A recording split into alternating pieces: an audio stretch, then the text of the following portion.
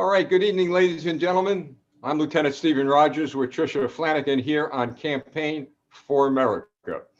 We have a special guest tonight, and we will be with him in a few minutes. But Tricia, once again, we're getting all types of information and breaking news with regard to the socialist and communist agenda that is being advanced by the left.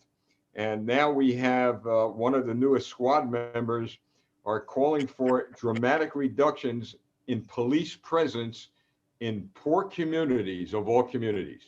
And you and I have talked about this all along, that the residents of Chicago that are being shot to death on a daily basis are in poor communities.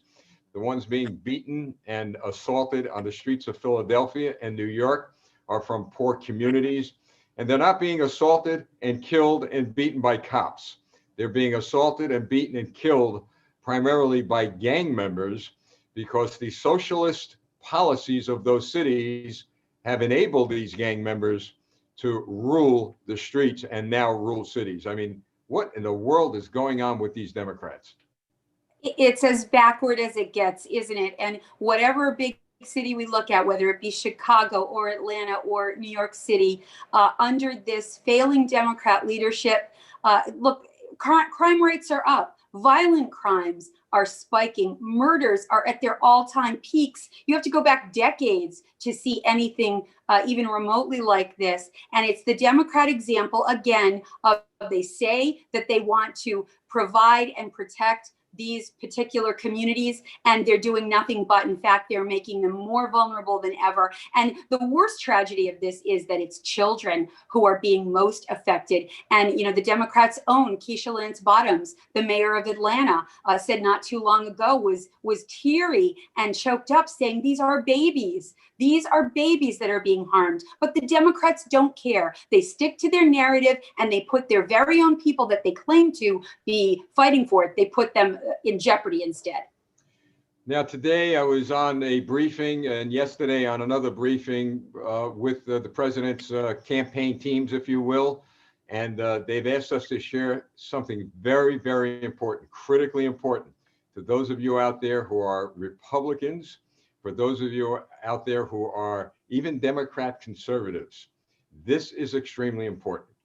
You must, and particularly the people, the residents of Georgia, that's who we're talking to. You must go out and vote. You must go out and vote for the two Republican candidates. Apparently, there are some people that are Republicans and they're high profiled. I won't mention their names because I don't want to add more value to what they said, are encouraging people in Georgia not to go vote. They're saying that the polling places are rigged, and why go bother? Folks, that is the last thing on earth that you want to do, is not show up and vote. Tricia, it sounds like part of the plan of the socialists to discourage people from voting, but this came out of the mouths of some predominant Republicans, and that has to be put to rest immediately. People need to go vote. Well, I can't underscore enough what you just said. And look, let's unpack this piece by piece and brick by brick. So I understand that there are a number of American citizens, a number of Georgians who are feeling disenfranchised. That's true. But the way to fix that is by voting for Kelly Loeffler and voting for David Perdue and making sure that we don't lose the Senate minority, because nothing will go further to disenfranchise Americans than to have the two of the scariest words in our American political language, and that would be a majority leader, Chuck Schumer. That is what's on the line. So if anyone listening to us, if you can share this far and wide, make sure that this message gets out to Georgia, that everything President Trump has fought for and accomplished will completely disintegrate if we cannot hold the line as the majority in the U.S. Senate. Majority Leader Chuck Schumer would annihilate all of President Trump's work. He would pack the court, and that means we would lose our conservative majority, and every other thing that we fought for as Republicans would be gone. Please, please, please get out and vote. The way to fix it is to make sure that we keep the majority. If nothing hasn't shaken the American people up in this election, which I know 90 million or more have been shaken up. Well, let's put it this way. I think all 300 million of us have been shaken up. This ought to shake you up, folks. This is going to give you an idea what's going to happen if the Democrats take control of the Senate. That means they'll have control of the House of Representatives, the Senate, and the presidency. Think about this. The two candidates who are Democrat socialists running against the Republicans we're supporting, I'm not going to mention their names. I don't want to mention their names. I don't want to give them any publicity, but I will tell you what they stand for. One of them has called police officers gangsters, thugs, and bullies. Now, remember what I told you, and remember what Tricia has told you all along. We don't make statements on this broadcast unless we have facts. We have the facts. They actually said these things. One of them says that nobody can serve God in the military. All right, you can't serve God in the military at the same time. The mentor of this particular person says that has called for the destruction of everything white and argued white Christians are satanic. All right, they're even racist. And one of them has criticized the Second Amendment and has condemned Georgia's Stand Your Ground laws. So if that doesn't shake you up, nothing's going to, because as we've said all along, in every city across this country, in every state, the socialists and the communists have somehow infiltrated the Democrat Party of JFK to a point where they are now running their candidates. And Tricia, let this be a warning to the Republican parties across this country. They should be very, very clear in understanding that what happened to the Democrat Party of FDR and JFK could happen to the party of Reagan and Donald Trump. Well, and I think we're seeing that unfold right in front of us. I think that when we see in this last election, Republicans we held our ground in the House. We gained seats. Democrats lost. But see, this is the issue. I still believe that President Trump will be still in the White House come January 20th.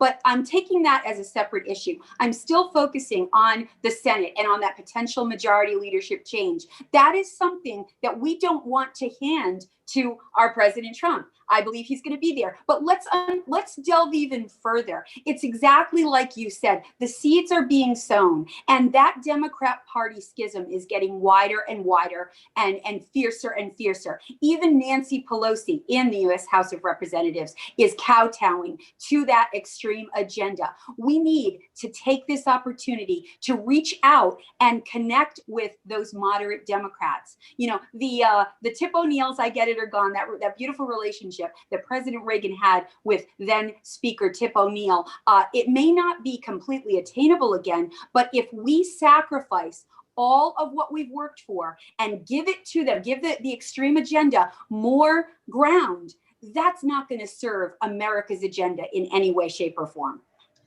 What I'm thrilled about is we didn't have to, as Campaign for America, go after the conservative Democrats, reach out to them, if you will, and the moderate Democrats. They've reached out to us. And now they're seeing through us that, look, we're not, and we've said this all along, Campaign for America is not interested. Of course, we'd love you to become Republicans and support all of the conservative policies that we put forward. But there's an old saying, if you can't get the full loaf, take at least half a loaf. And the half a loaf in this case is our country. I'd rather have them, Tricia, say, hey, look, I don't buy into a lot of the Republican policies, but I love this country, and I'll do everything I could to fight communism and socialism, and I'll fight that wing of the Democrat Party to my death. That's what I want to hear from those Democrats, and they're saying it. They're saying it. And so in the meantime, if we could convince them along the way to do what many have done, is walk away, join the walk away movement, then good for them. Come on aboard. But Tricia, saying that, the Republican Party is going to have to take a whole new attitude towards policymaking, a whole new approach of inclusiveness, a whole new approach in doing what? Supporting not only political candidates, but supporting the Constitution of the United States very aggressively. Well, exactly. And, you know, what used to be known as the Blue Dog Democrats, they were all in favor of that. We didn't agree on everything, but ironically, some of those Blue Dog moderate Democrats had more in common with our conservative Republican values than some of the establishment Republicans. The establishment Republicans has pulled our party further left. And when you look, I'll give you a specific example of a specific segment that is very attainable for us as Republicans. And that is aligning with, in New Jersey, it's the 34% of pro-life Catholic Democrats. That sector of the Democrat Party is infuriated with how far left the pro-choice agenda has gone. We have the second highest population of pro-life Catholic Democrats in New Jersey, second only to Rhode Island in our entire country. This is our opportunity to extend that that constitutional platform to them as well. They're ready to join us, and that will make our conservative party even stronger. All right, one programming note before I introduce our fine guest. Tomorrow night, we will have a college professor and a college student on speaking about the disastrous consequences on education in the school districts across New Jersey. Disastrous consequences of what? Of Governor Phil Murphy's draconian measures. I urge our viewers, have your relatives, your friends, PTOs, PTAs, students, you got to tune in tomorrow night, because you're going to hear something that the mainstream media will refuse to put on the air. And I think, Tricia, we've always said, bring the grassroots people on that are being mostly affected by these socialist, communist policies. Yes, exactly. That's going to be a powerful segment tomorrow night, because that was in the crosshairs of the socialists all along, and that meaning the educational platform, the educational agenda. They've for decades tried to infiltrate everything from the teachers union to the leadership structure to the school councils. And I think that having that eye-opening view is going to be exactly what we need to hear to figure out solutions.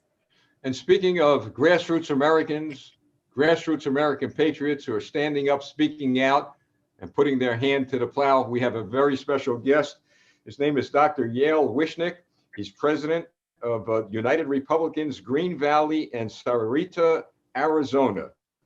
Doctor, it is certainly an honor and a pleasure to have you here this evening. Thank you very much. I'm glad to be here with you. Well, Tricia, I'm going to ask you to speak with the doctor. You had some extensive conversations with him.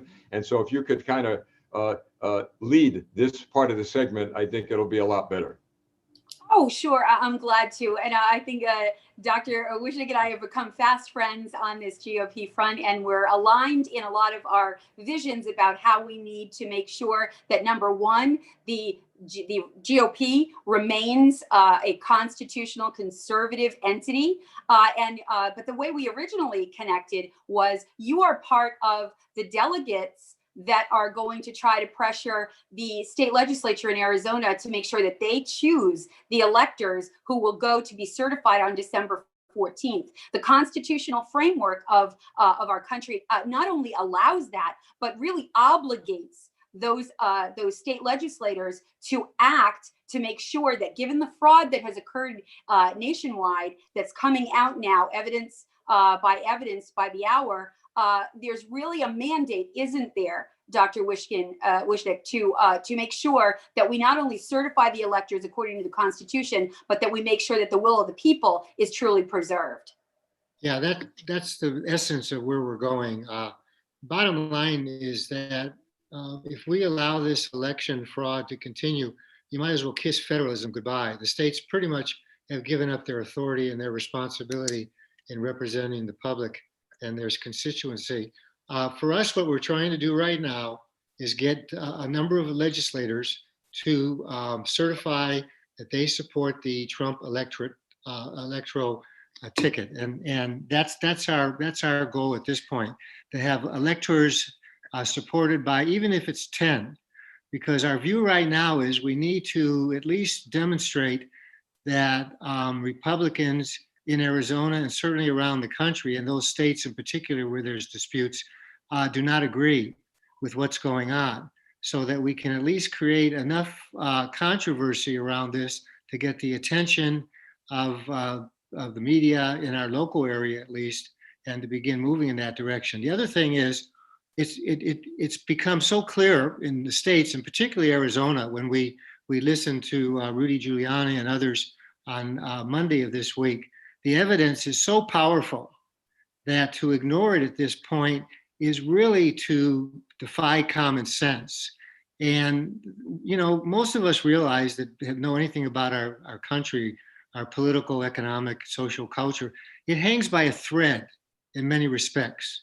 It's that constant belief system that, well, this country is different. We will do the right thing.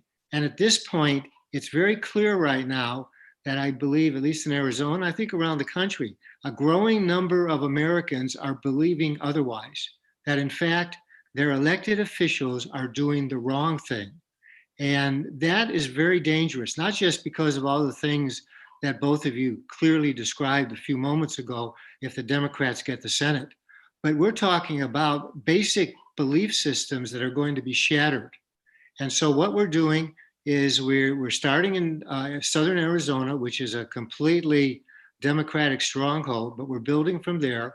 We think we're going to get 10, 15, maybe legislators to sign on to the slate of electors supporting the president, have that go with the other set of electors that will probably go for Biden, and have that then go to the vice president of the United States. Our hope Doctor, now. one Yes. minute, when you refer to we are going to do this and we're going to do that, you're talking about a very strong grassroots movement that you all put together. Is that right? It's all grassroots. Our basic philosophy is educate, organize, mobilize. You have to change the narrative. And so what we've been doing over the last 4 or 5 months is changing the narrative, focusing on issues as opposed to candidates or Republicans.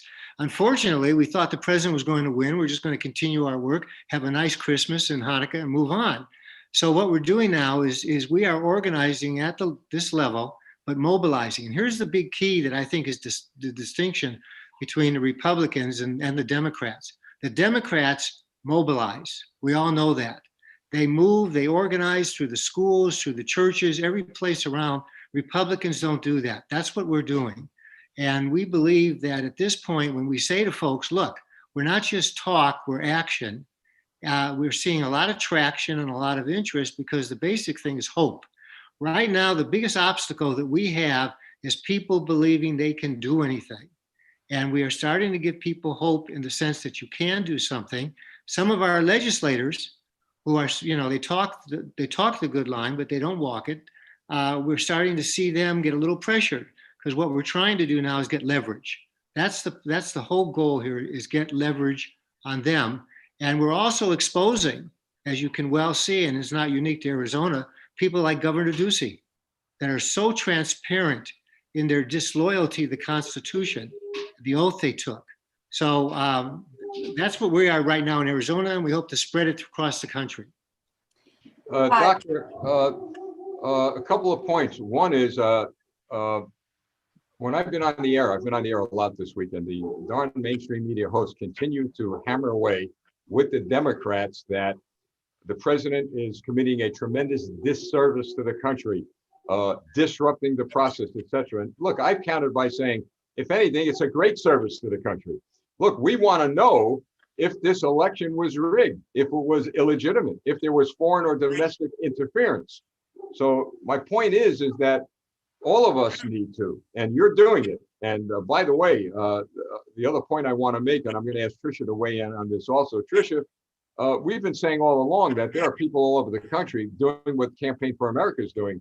And here, the doctor's doing exactly that. And that's what we need. More people from around the country who are doing what he's doing and what we're doing. Tricia Flanagan.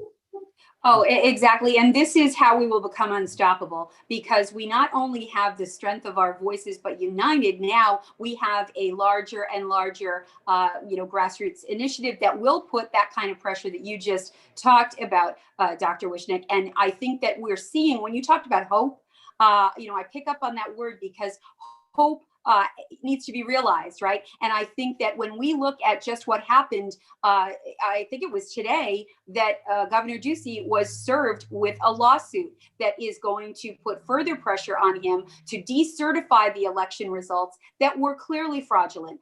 The evidence is supporting that. The people are now demanding that. And I think when we unify our voices, as Steve just said, and our efforts, and we build this team nationwide, now we are a force to be reckoned with. And that's how we will be able to lead this charge forward to make the change that is going to be critically necessary, not just in the weeks to come, but throughout the next several years as we look to build our hopefully majority that we can build on in both houses of Congress. So, Doctor, I'm sure you've heard this. Well, maybe I shouldn't say I'm sure you've heard this, but maybe you've heard this because we've heard it in New Jersey. People have told us, and I'm talking about Republicans and conservatives, they have told us that the GOP has let them down, disenfranchised them, dismissed their opinions and their thoughts, refused to get them involved. It seems like it's reserved just for a small group of people with a lot of money that are making decisions that are going to affect the lives of all of us. Do you experience that in Arizona? Well, what we're experiencing really is that when we talk to citizens that are, and most of our demographics are retired, when we talk to those folks, we're hearing that initially, but then when they see us act, when they see the plan, they change quickly. I think it comes down to this, and this is what I believe also distinguishes what we're trying to do and what I think the Republican Party is doing. We have a no tolerance zone for problems. We have a no tolerance zone for negativity. We have a no tolerance zone for, well, we can't do that, or it's deficits. The only thing that we deal with and focus in on, we have this issue, what are we going to do and what works? And we try to get folks to deal with their personal lives. When you have an obstacle, what do? You don't ignore it. You don't say, oh, I can't do anything. You figure it out, and what are you going to do? So we know that the American people, the ones we deal with all the time, and I think almost everybody, we have the wisdom. We didn't get this country by accident. We got it by the strength-based talents of the people who were allowed to deal with their skills, their knowledge, and their wisdom.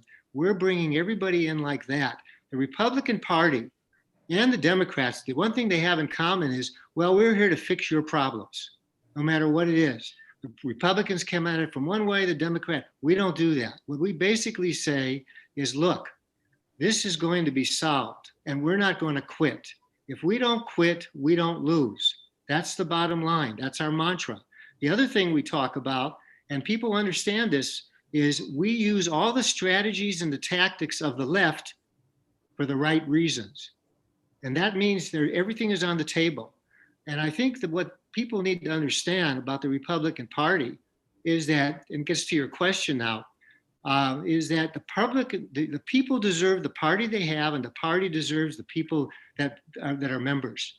Because the members of the Republican Party look to their leadership to solve their problems. I'm going to elect this guy, this gal, and they're going to fix everything. We're taking a very different approach. And what we're saying is that the Republican Party either has to fight and help us or get out of the way. And so we're not ignoring the Republican Party. We're just saying we're going to change it from the inside out. And we're seeing a lot of hope. I have phone calls every day about people who say, well, what are we going to do? And my question to them is, what do you want to do? And then they start talking, and then we start thinking. You put groups together. I left a meeting today, all retired folks, and they had smiles on their faces when normally it would be despair, because at least they know we're going to do something. And we're starting small, and but we're going to grow, and that's what we hope to do. But it's connected to action. It's connected to action. You know, you remind me of a time when I was a young lieutenant in the Navy. My first meeting with a board of officers, an admiral walks in. He stares at all of us and he says, after we go through the 10 or 15 minutes of some of you explaining to me why and how we cannot get this mission accomplished, I want you to leave the room. And I'm going to sit with the one guy that will be able to sit down and tell me how we're going to get this mission accomplished. And you're absolutely right. The position, the defeatist attitude, the negativity's got to go. And President Trump has said all along, if there's anything I learned from him by working in his campaign, was that you don't surrender, you don't give up, you don't turn your back on the enemies, you win, win, win. And somehow, some way, we're going to win. Now look, the president may not win this battle. We know that. That's reality. I mean, we're going to do everything we could to ensure a victory. But if he doesn't win the battle, That doesn't mean he's lost the war, because he's going to still be around. He's going to have a tremendous amount of influence on the Republican Party. And I'll tell you what, we may not see this Republican Party come out of this as it has been for the past, well, since it's been founded. We may see a brand new, re-energized, reignited Republican Party with people like yourself and the people who've joined your organization as well as ours, really taking the bull by the horns and doing what's right for the country more than what's for the party. Yeah, you're absolutely right. And I think the thing most important for all of us is for the Republican leadership at the Republican National Committee, the Republican state chairs who really have ignored us 100%, need to understand, and you've just said it, both of you have said it really, is that this is the Trump Republican Party. And that's ground deep. But you know, the thing that I believe, and there's been books, and all of you are experts on this, written about this president and the negativity and the hatred. And I really think it comes down to some of the basics that we deal with. It basically comes down to it is that this president is a strength-based president. He focuses in on the greatness of the country, and that's just not rhetoric. What he's basically saying for people like us is that he's saying every individual American has talents and strengths and skills. Let's just get out of the way and allow it to happen. And then you have everybody else, Republicans and Democrats, who say, no, we're a deficit-based country. We can't really do much together on your own. You need the government. And I've worked a long time, years on this idea, particularly in the schools, and we have seen that when you focus in on strengths, you anger a lot of people because you put a lot of people out of work, who are the bureaucrats, who are sitting around trying to help us. And so when we're dealing with the folks in our neck of the woods, in southern Arizona is a tinderbox. Most folks have no idea what's going on there now. The cartels are moving in everywhere. It's a horrible place right now, and we are scared to death for the human trafficking and the drugs and the safety. And so when we talk about the president continuing for a second term, it's not just theory or rhetorical kind of, we're talking about the lives and the safety of kids and parents and families out here. And so this is a struggle that people truly understand. And I think it's another reason why we're making it very meaningful for people. We're dealing with the faith. We got to get the churches involved. We're working there, families and freedom. And so those things are working for us. And organizations like yourself who are making the connections, because we're small potatoes in that sense. We need to support you and do whatever you can as well. And I think once we start establishing these networks, we're going to be successful. And I agree with you. It's way beyond one man. It's way beyond even one idea. This is something we're fighting for the survival of the country. But more importantly, we're surviving for the families and kids and all those hundreds of thousands of people who've given up their lives over the past 250 some odd years, and we're not going to let it go. Doctor, before we sum up this segment, I'd like you to quickly, because I'm going to have you on again about the next subject, and the next subject is your book. You have a book, From a Culture of Dependency to a Culture of Success. It sounds really intriguing. Could you kind of give us a brief summary? We only got about a minute and a half left. Can you just give us a brief summary of what that book's about? But I'm going to have you back on. All right. I want to talk about this book. This sounds interesting. Okay. Well, the book summarizes about 10 years worth of time with some of the highest poverty, lowest performing schools in California, and what we learned from that in terms of why the schools are absolute failure. And then I connected that then to society in general, the political, economic, and social culture and how it's deteriorated. And it goes back to the whole idea that we focus in on deficits and we don't focus in on what works. And basically, if we're going to get out of this mess, we've got to move from a deficit-based society to a strength-based one. And that's what it's about.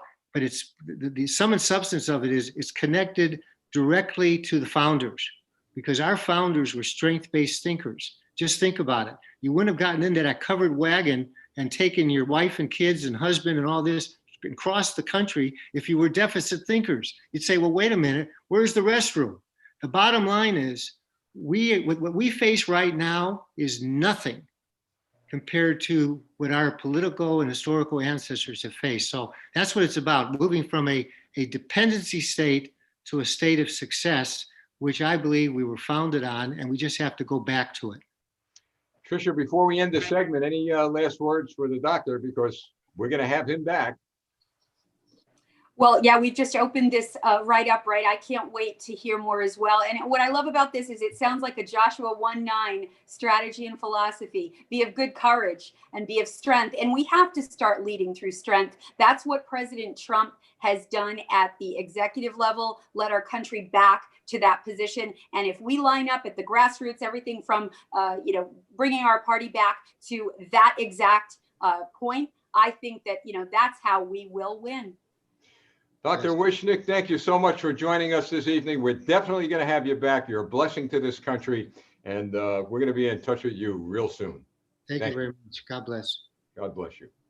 Well, Tricia, again, another guest that hits it out of the park. What a blessing to have him on and to speak with him. I'll tell you, this was a very informative broadcast tonight. Yeah, that's, I think, the information aspect of all of this is going to be what ties it all together, right? I mean, this is something that we really have to focus on, the action part. We have to have a playbook. And I think that everything we just heard tonight is going to be part and parcel of that. I can't wait for the next chapter. And let this be an encouragement to all of the people viewing and have been in touch with us and who want to get involved across the country. Mirroring what Campaign for America is doing and mirroring what the doctor's doing. So there is room for everyone. Everyone could get involved. We'll take any gift, any talent, any skill, and we'll utilize it for the good of this country. And as I said all along, God has given you gifts. Don't let them go to waste, especially during this critical time in the history of our nation. Now, we'll be back again tomorrow night at 6:30 p.m. Again, folks, I've got to tell you, in fact, Natasha, she was the one that actually set up tomorrow night's broadcast by kind of hunting down a high school student who spoke at an event and a professor at a college who happens to be the student's father. And she went up to the two individuals and shared with them what we are here at a Campaign for America. And she invited them to come on to the broadcast, and they're so excited to join us tomorrow night and to share with us, Tricia, nothing like first-person stories. I mean, people that have been effective pretty badly with regard to these draconian measures. But as the good doctor said, and this is great, I mean, it's really having a guest unlike him is great. They, too, are now taking the position, the time for whining and screaming at the TV has come to an end. Man, we're going to stand up and we're going to take action. And the first step is going to be on your broadcast tomorrow night. How exciting is that? I mean, and that's, that's the layer that we have to have, is we have to hear from that direct experience, just like Natasha has shared her experience under the Soviet regime. When you hear firsthand accounts, it adds a whole new perspective, and we can really, develop solutions, not having to go through it ourselves, but building on the wisdom of those who have been through the fire. All right, ladies and gentlemen, again, we urge you to share. You're actually extending our voice, which is your voice, to people all over the world, let alone the country. We have received messages from Great Britain. A police officer from Colombia got in touch with us. You might ask, well, how did they see the broadcast? Well, it's posted on social media platforms, Facebook, YouTube, and other platforms. Everybody on this planet who has a computer has access to that. So this is the outreach that we see as a result of these broadcasts, and because of your prayers and the work you have done by spreading the word, by sharing, by retweeting, and doing whatever it takes to get the messages out, it is working. But the most powerful tool you have that has worked, undeniably has worked, are your prayers. There is power in prayer. Make no mistake about that. There is power in prayer. And remember this, when you start hearing the socialists and the communists talking about separation of church and state, they're starting all over again right now. They want to close the churches down. They want to tax churches. Just remember this. They could never separate God and man. They could never do that. They could never take that away. So that's it, folks. 6:30 p.m. tomorrow night. We'll be here on Campaign for America with another exciting broadcast. And again, Tricia, you were responsible for bringing the doctor on board tonight. And I've got to tell you, it was a big deal, because what he did was show people that, you could be from any background, anywhere. He's managed to get, I think, 500 or 600 grassroots Americans out there on the ball and really working hard for this country. Absolutely. It's all for Team America. So, as we grow, the country benefits. So it's always my honor and my pleasure. Okay, 6:30 p.m. tomorrow night here on Campaign for America. I must have said that 20 times. I just can't close out, right? But folks, we thank you so much for joining us. And look, remember, keep our nation in prayer, our president in prayer. And what is the chief end of man? Always remember this: to love and glorify God forever. Thank you and have a great evening.